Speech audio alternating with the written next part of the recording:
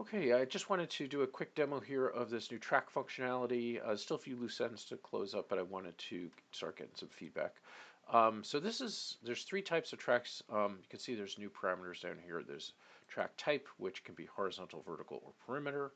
You've also got stroke color and stroke width, which controls the outside side. So I can make this thicker, or I can go back to the two. Uh, Ultimately, be able to set a background color.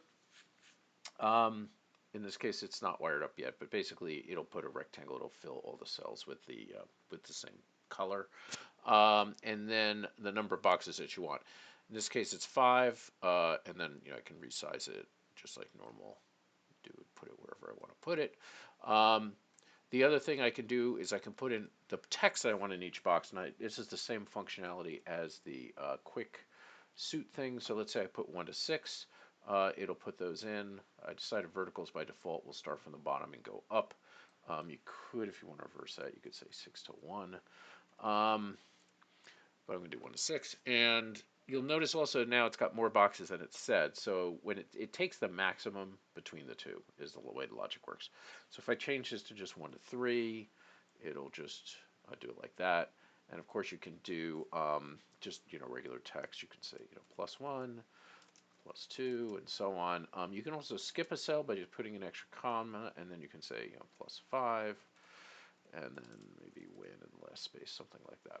Okay, so you can see down in this area here, I've got this extra comma, and that indicates a blank space. And then, as you might guess, a horizontal looks pretty much the same. You can kind of just set that up however you want to set that up. I considered having it like auto swap height and width when you go back and forth between vertical and horizontal, but I don't think it's necessary. So bam, you could put that track there. Now the one that I'm most excited about is this perimeter track function. So if you go to perimeter track, it wants a minimum of 8, so it's going to jump up there. But let's say we have 16.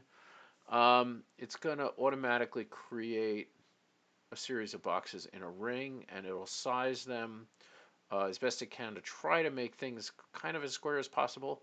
And you can see, well, let me put the numbers, it'll make it easier to see. So let's say I have, again, box text 1 to 16, or let's get fancy, I'll go A to P. So you'll notice here it's got just kind of 4 across the top and 3, 6 down the sides. But if I make it a little bigger, you'll see it'll jump, and now it's got the same number of boxes on each side because it's decided that that's the best fit. It will, they're still not they're not squares, but it'll do that. And same thing, it tries to set the height of it based on what it thinks is a reasonable height based on all the factors. Um, so that's a perimeter track. It's maybe not as useful on a card. This is a pretty tiny. It's just a poker sized card. But if you were to do it like on a board, once we get the templating system working on boards and stuff like that, I can see a lot of uses for scored boards and stuff like that. So you can say 1 to 100 or whatever, and it will try to do that for you. It'll be a lot in this case. There's a lot of little squares, but it's theoretically kind of nice in that it does. Interesting. Oh, I see what it's doing. Okay, so the squares is just doing the best bet to fit it, so it's not totally filling all the squares. So that is the this function. Yeah, there we go. So any comments you let me know about the track function? Would love to hear about it. Zoom in, make sure it's doing it. Yeah, looks okay.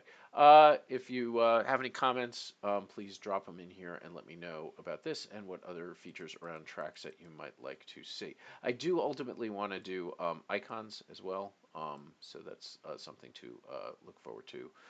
Probably do it with part of this box text parser, and that'll tie in with doing the rich text. So that's that. Thank you.